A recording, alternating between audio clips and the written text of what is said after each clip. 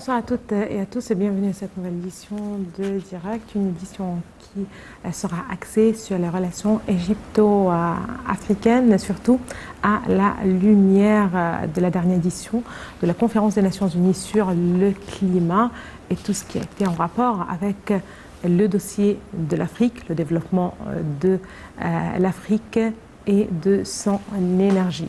On commence avec l'actualité et justement dans le cadre de la coopération des forces armées avec les États-Unis et les pays amis pour contrer les dangers et les défis ciblant la sécurité et la stabilité de la région et dans le cadre de la participation de l'Égypte aux forces maritimes combinées, les FMC, les forces navales égyptiennes ont assumé le commandement de la force opérationnelle combinée 153.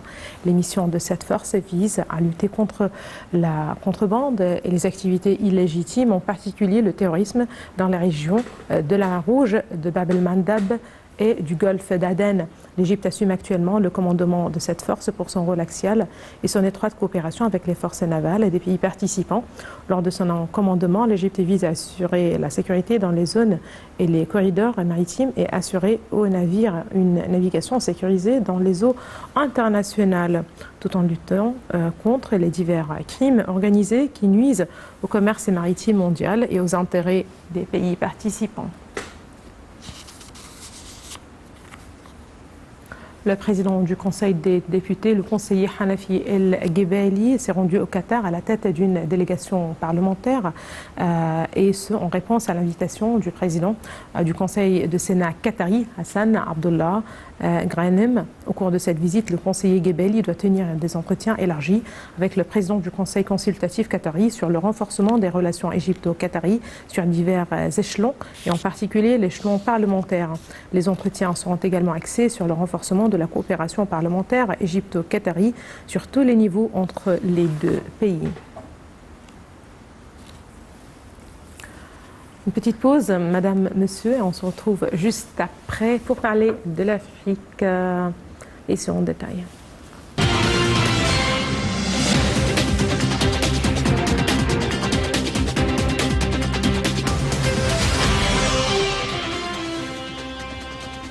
L'Égypte accorde un intérêt très particulier à ses relations avec l'Afrique, ses voisins africains en général, mais en particulier en fait le développement de ce continent, du continent noir. Le chef de l'État, le président Abdel Fattah el-Sisi, a plaidé à plusieurs reprises pour un développement de l'Afrique. Il a précisé que l'Afrique sera même un acteur majeur sur la scène internationale d'ici 2063. Dans ce contexte, d'énormes efforts sont déployés pour assurer le développement de l'Afrique et le développement de ses populations. Je rappelle en fait qu'avec une population estimée à 4 milliards de personnes d'ici à la fin du siècle, l'Afrique devrait se pencher sur 2 secteurs stratégiques, à savoir l'énergie et l'agriculture. Voici plus de détails avec mes collègues Aya Echel et Shainaz Ismail.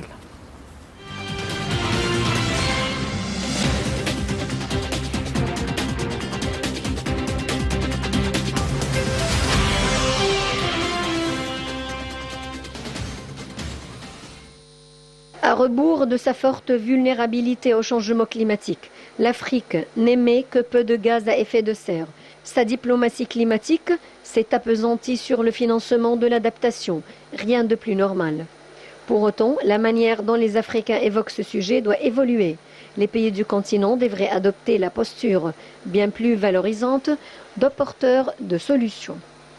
L'atténuation dont il est question désigne la réduction des gaz à effet de serre. Vu sous cet angle, demander au continent qui pollue le moins de la planète de réduire ses émissions paraît assurément paradoxal. Avec une population estimée à 4 milliards de personnes d'ici à la fin du siècle, l'Afrique devrait se pencher sur 2 secteurs stratégiques, l'énergie et l'agriculture. Quelques 600 millions d'Africains n'ont pas accès à l'électricité. 1 milliard d'entre eux ne disposent pas d'une source d'énergie propre pour faire la cuisine. Si l'on y ajoute les besoins que requiert la création de chaînes de valeur et le développement industriel, la demande énergétique africaine devient exponentielle. Le continent Valorisera-t-il son potentiel en énergie renouvelable ou commettra-t-il les mêmes erreurs que d'autres pays qui ont conduit au catalysisme écologique planétaire? L'économie africaine est entravée par l'utilisation des énergies fossiles, dont l'achat est une saignée continue en devises. Le coût élevé du KWH rend le Made in Africa peu compétitif sur le marché international. Résultat, l'Afrique demeure une région d'extraction de ressources et d'exportation de matières premières. Ici, peut-être plus qu'ailleurs, une transition énergétique juste et ordonnée s'impose. L'objectif est moins la décarbonation que la promotion d'un développement propre. Tout faux pas, à savoir l'utilisation massive d'énergie polluante, peut faire glisser le monde vers une situation dramatique, tant sur le plan écologique que sur le plan économique et social. Enfin, le continent doit transformer sa pauvreté énergétique en avantage. N'ayant que peu de centrales à énergie fossile, actifs nocifs à déclasser, il lui est plus facile d'engager une transition énergétique. Changer la vision africaine du climat, c'est passer d'une posture de continent à risque à une stature de région riche en opportunité. Dépositaire d'immenses gisements d'énergie propre, l'Afrique pourrait être une locomotive pourvoyeuse de solutions. De la gestion de la transition écologique de l'Afrique dépendra donc en grande partie l'ordre mondial climatique et économique.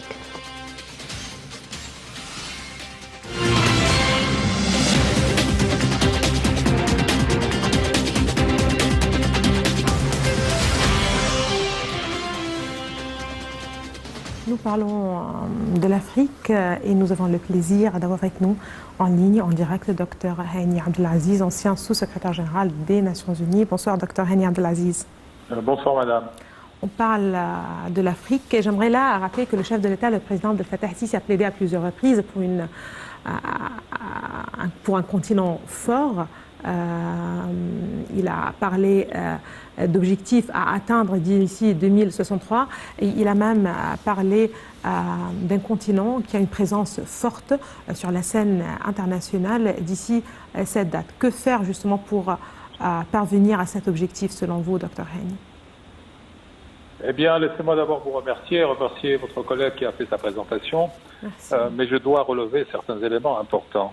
Le premier, c'est que votre collègue insiste sur le fait que l'Afrique en général, l'Afrique tout entière, du nord subsaharienne, l'Afrique australe, l'Afrique de l'Est et de l'Ouest, l'Afrique du centre, des Grands Lacs. Donc c'est un continent très divers. Votre collègue a insisté sur l'aspect de l'agriculture. Et dans la présentation, je vois que cela a été très bien corrigé en insistant sur les aspects du changement climatique et les aspects environnementaux qui sont d'un potentiel immédiat et qui va durer longtemps, où il y a des enjeux économiques, politiques et économiques de très grande envergure. Donc le continent devrait se pencher, comme le chef de l'État l'a demandé, beaucoup plus sur ces questions. L'agriculture, c'est déjà fait. La Chine a acheté d'énormes terrains en Afrique, les Émirats arabes aussi en Éthiopie, etc., ou pris des concessions à long terme. Donc, c'est une question déterminée qui est bien claire. Le deuxième aspect, c'est une remarque qui, à titre personnel, me déplaît un peu. Une des collègues a parlé de l'Afrique noire. Oui, c'est une locution courante, et je dois dire qu'elle blesse énormément parfois certains de nos frères et amis sur le continent africain. L'Égypte a toujours fait partie de l'Afrique, qu'on le veuille ou pas, qu'elle soit au nord, qu'elle soit à l'est, etc. C'est une réalisation qu'on doit bien avoir en tête, que l'Afrique est une et que l'Égypte en fait partie. Et dans ce domaine-là, l'Égypte doit jouer son rôle. Elle le joue par le chef de l'État qui ouvre les portes à droite et à gauche, mais je ne vois pas réellement de mesures concrètes pour renforcer cette coopération, à l'excepté bien sûr du barrage important qui est construit en Tanzanie par grâce à une conception, un design égyptien et une maîtrise totale de l'objectif. Il y a aussi quelques exemples en Afrique de l'Ouest de moindre envergure, qui sont importants. Mais tout cela ne peut se hisser aux aspirations de nos peuples africains et de nos gouvernements. Donc il faut redoubler les efforts, il faut avoir un suivi beaucoup plus étroit des efforts que le chef de l'État fait pour se rapprocher des pays de notre continent, et je répète bien de notre continent. La dimension nilotique de l'Égypte n'est pas approuvée, elle existe depuis des millénaires, bien avant même la civilisation pharaonique, et voilà, donc il faudrait beaucoup insister sur cet aspect-là pour éviter les divisions créées par le colonialisme entre Afrique du Nord, Afrique du Sud, Afrique australe, de l'Est et de l'Ouest, etc. Voilà ce que j'ai à dire, que les efforts qui sont faits doivent se hisser beaucoup plus au niveau des attentes et des efforts déployés. Très bien. Docteur Hani Abdelaziz, vous avez parlé de la nécessité de mesures concrètes pour réaliser les aspirations des peuples africains. Aujourd'hui, à la lumière de toutes ces données, en fait, toutes ces données que vous venez justement d'avancer, à quel point la volonté politique des dirigeants puisse-t-elle dépasser les obstacles, les défis, l'instabilité parfois, le désaccord dans d'autres contextes? Bien, la volonté politique, elle existe, puisque c'est le chef de l'État lui-même qui s'implique dans toutes ces démarches, en signant des protocoles, en rendant des visites, en recevant des hôtes de hauts dignitaires des pays de notre continent. Mais très honnêtement, quand j'essaye de suivre et de voir quels sont les efforts réels qui sont déployés, j'en ai mentionné quelques-uns, en Tanzanie et en Afrique de l'Ouest, mais malheureusement, je n'ai pas grand-chose à me mettre sous la dent pour vous le dire. Je ne lis pas grand-chose à ce sujet, je ne vois pas des projets, je ne vois pas des ministres se déplacer et recevoir leurs homologues du reste du continent. Les parlementaires aussi devraient c'est des actions communes qui doivent être faites et qui ne doivent pas se limiter au chef de l'État et au chef d'État du continent. Si aux autres niveaux, cela n'est pas suivi, il y a un problème à résoudre. Mais honnêtement, j'hésitais beaucoup à prendre cette intervention avec vous parce que je n'ai pas grand-chose sous la dent à exprimer en direct. Très bien. Merci beaucoup à vous, Dr Hani Abdelaziz. Merci beaucoup de vos précisions. Vous êtes ancien sous-secrétaire général des Nations Unies. Merci encore, Madame, Monsieur. Une petite pause et on se retrouve juste après.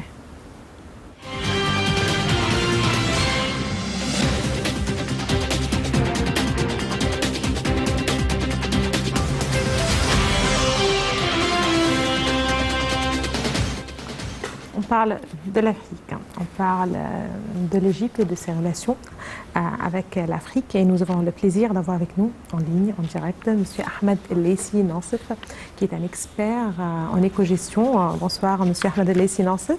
Bonsoir à vous, madame. On a bel et bien parlé de l'importance de l'Afrique pour l'Égypte, mais aussi des relations historiques et certainement très étroites qui lient et qui ont toujours lié en fait l'Égypte à ses voisins. Dernièrement, en novembre dernier, lors de la COP 27, cette édition très spéciale de la conférence des Nations Unies sur les changements climatiques, l'Égypte était plus ou moins le porte-parole de l'Afrique, des ambitions de l'Afrique, mais aussi de ses, je ne sais pas comment dire, demandes peut-être, mais tout ce qui a rapport avec ce dossier lié avec l'Afrique, le développement de l'Afrique et comment soutenir son développement et son processus de développement durable. Quel regard vous portez sur ce dossier, M. Ahmed El-Leyssi Nassef?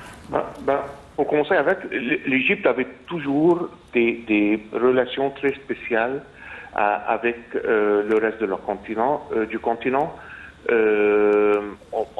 est là depuis toujours, comme on dit, l'Égypte est venue premièrement, et puis le temps est venu, ou l'histoire est venue après. Donc, on était toujours là. Et on a toujours pris le premier pas vers le nord, vers l'Europe et les autres pays occidentaux, parce qu'on était tout simplement les liens entre l'Égypte et entre l'Afrique et les autres pays occidentaux. Là, c'est pas très différent de ce qu'on était en train de faire il y a plus que 5000 ans. Ce qui s'est passé dans le COP 27.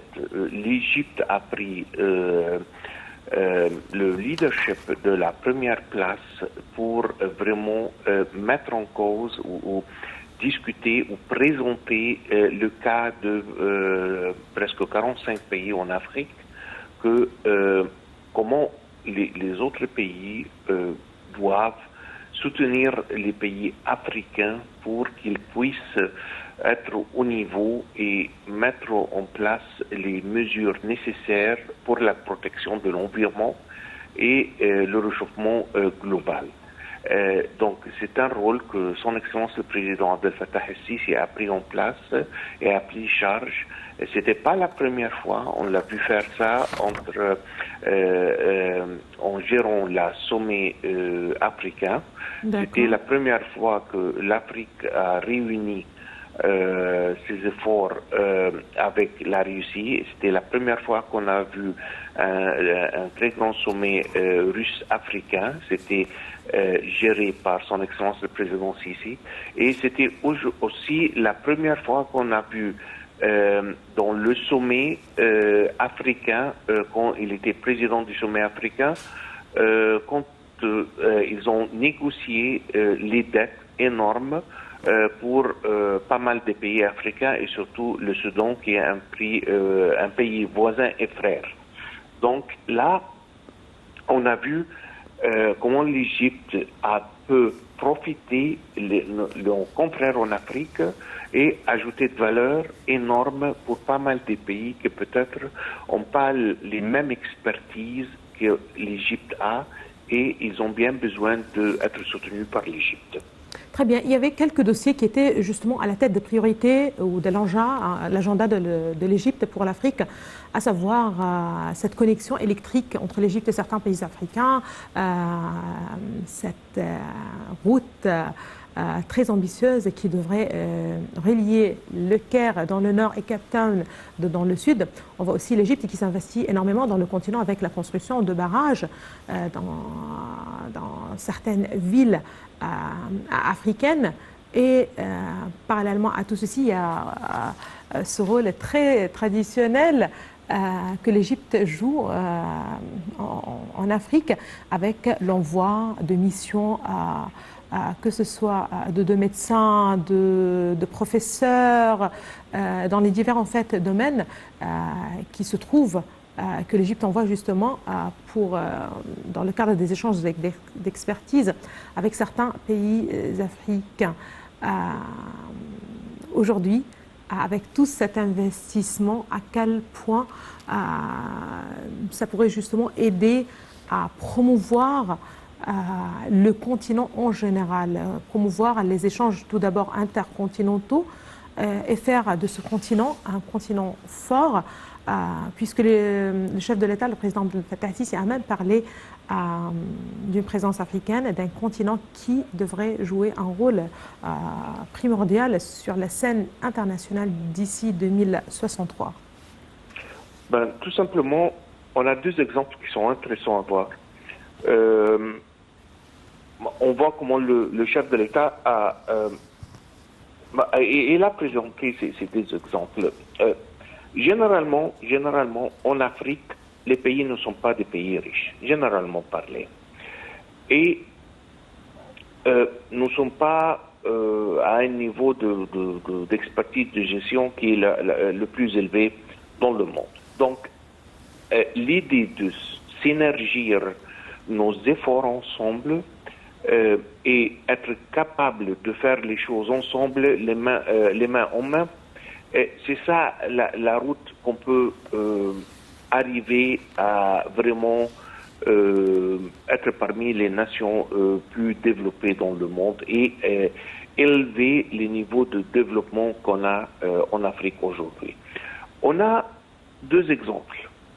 Le premier, c'était le barrage qu'on était en train d'aider le gouvernement en Tanzanie à mettre en place. Et on a vu comment c'était une grande réussite. Et avec la collaboration et avec le savoir-faire égyptien dans cette direction, comment est-ce qu'on a pu gérer et matérialiser un défi aussi important que le grand barrage qu'on a construit en Tanzanie.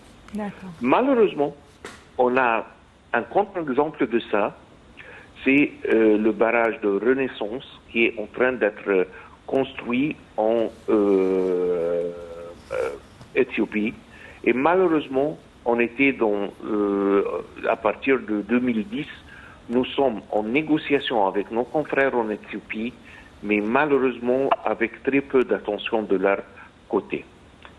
On a deux exemples de plus ou moins des projets qui sont tout à fait similaires, mais malheureusement, la réaction de l'Éthiopie est très différente de ce qu'on est en train de voir de la Tanzanie.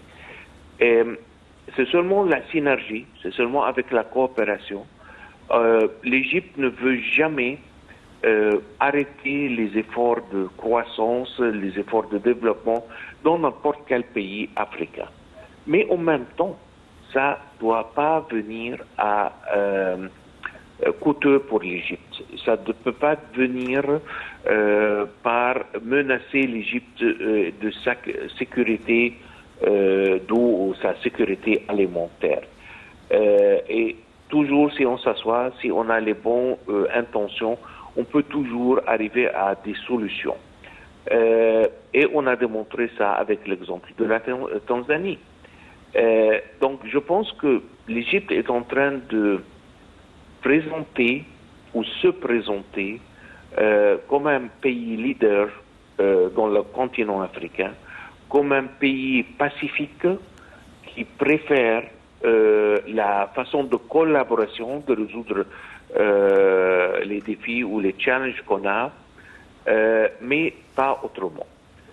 Mais malheureusement, pas tout le monde est en train de voir les choses avec la même façon que le chef de l'État et l'État derrière lui sont en train de regarder les choses. Monsieur Ahmed, vous avez insisté sur l'importance du dialogue, de la négociation. Et là, lorsque vous parlez, c'est certainement de la crise ou du dossier du barrage de la Renaissance. Et là, c'est très important de rappeler que les négociations étaient au point mort depuis de longs mois. Aujourd'hui, il y a le côté éthiopien qui n'a pas respecté certainement tout ce qui est rapport avec le fonctionnement et le remplissage de ce barrage, a rappelé aussi que les négociations devraient justement mener à un accord sur lequel les trois parties, l'Égypte, le Soudan et l'Éthiopie, sont convenus ou sont d'accord justement pour ne pas nuire au quota et aux intérêts en fait de chacun des trois pays. Est-ce que de tels dossiers devraient toujours être négociés dans un cadre bilatéral ou entre les parties concernées? Quel rôle l'Union africaine devrait jouer en fait pour trouver une solution à de tels dossiers? Écoutez, malheureusement, à un moment donné, on est arrivé qu'après 11 ans de négociations, on n'est pas vraiment avancé. Ça, ce sont des négociations tripartites ou bilatérales, s'il vous plaît. De l'autre côté, on a dit que on peut utiliser l'Union africaine pour jouer un rôle. Malheureusement, n'était pas assez effective et vraiment, on n'a pas vraiment avancé. Donc je pense que l'Égypte n'a pas beaucoup de choix que partir un peu plus haut que ça et partir discuter le problème qu'on a sur le niveau international, notamment les Unions Unies. C'est pas ça que probablement on aurait aimé la faire, mais on a pour 11 ans, quand on essaye de faire quelque chose pour 11 ans et ça marche pas, je pense que c'est bien le temps d'essayer d'escaler les choses, d'essayer de prendre un autre chemin. Peut-être que les choses vont se rouler dans la bonne direction, si vous voulez. Très bien. Monsieur Ahmed Lessi Nassef, vous êtes expert et consultant international en éco-gestion. Merci beaucoup de vos précisions. Voilà, monsieur, une petite pause et on se retrouve juste après.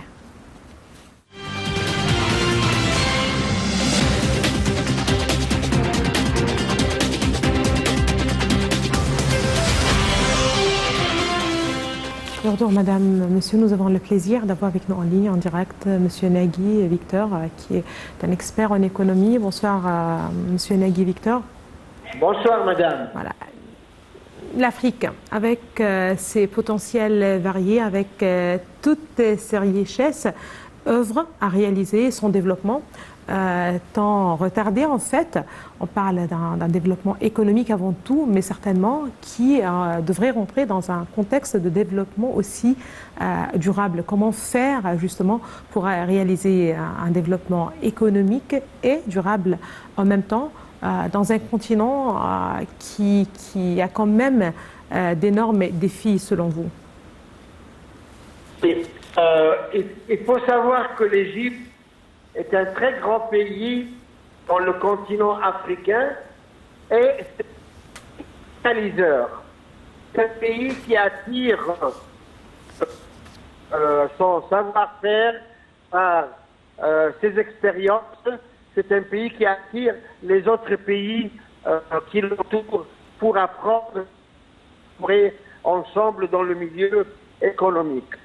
L'Égypte se dévoue très souvent pour participer, je dirais même pour créer des projets dans les pays africains. Le problème est que ces pays africains, ils ont beaucoup de problèmes d'instabilité. Il y a beaucoup de guerres entre les divers pays africains. Bien souvent, les gouvernements qui gèrent et qui sont au pouvoir n'ont pas tout le pouvoir sur la totalité du terrain du pays africain, et ça cause beaucoup de problèmes concernant l'évolution économique et sociale du pays. Ceci n'empêche que l'Égypte, avec tous ses moyens techniques, ses ingénieurs et son savoir-faire, sont en train de construire, je dirais même terminer, un grand barrage en Tanzanie. Et ce grand barrage, une fois que les turbines seront montées, et je pense qu'elles sont en train d'être montées actuellement, ce barrage fournira beaucoup d'électricité, beaucoup d'énergie.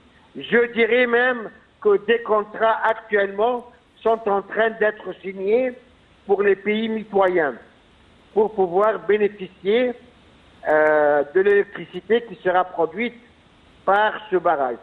Donc l'Égypte participe à l'évolution des pays africains dont nous faisons partie. Pareil, comme l'Afrique est un continent qui possède du soleil, et ça c'est un don de Dieu, l'Égypte, en collaboration avec plusieurs pays, est en train d'installer des champs pour produire une électricité, une énergie durable et renouvelable du soleil. Donc l'Égypte est en train, à travers des accords avec l'Ouganda, par exemple, d'installer des champs avec des plaques photovoltaïques dont l'Égypte a construit une usine actuellement et l'on produit nous-mêmes ces plaques photovoltaïques. Donc on peut les exporter et les utiliser dans d'autres pays mitoyens, d'autres pays qui sont frères à l'Égypte. Et cela permettra d'avoir une énergie renouvelable et propre. L'Égypte a mené une initiative qui a été promulguée par le président Sisi, qui s'appelle Vie décente. Et cette initiative Vie décente est une initiative très importante car elle touche à tous les domaines de la vie du paysan, de la société rurale. Tout à fait. Et plusieurs pays africains, quand ils ont vu comment que cette initiative a réussi à transformer des villages entiers,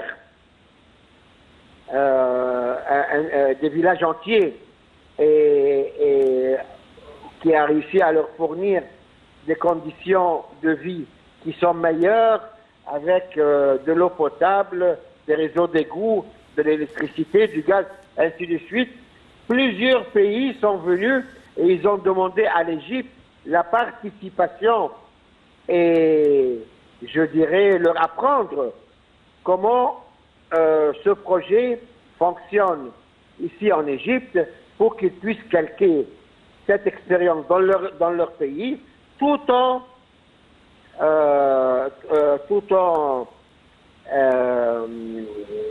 utilisant les ingénieurs et les cadres égyptiens qui sont professeurs dans le domaine.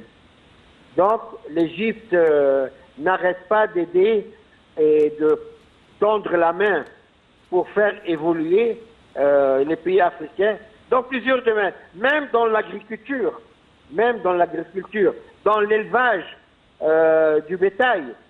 L'Égypte a signé des accords avec des pays africains pour construire et pour investir dans des zones très larges en Afrique pour élever des animaux, des bêtes et même de la volaille. Et tout cela participe petit à petit à l'évolution de la société, je dirais en général africaine. Voilà. Parfait. Merci beaucoup à vous, Monsieur Nagui. Victor, vous êtes expert en économie. Merci beaucoup de vos précisions. Madame, Monsieur, merci à vous aussi de nous avoir suivis ce soir. Excellente fin de soirée à toutes et à tous et à la prochaine.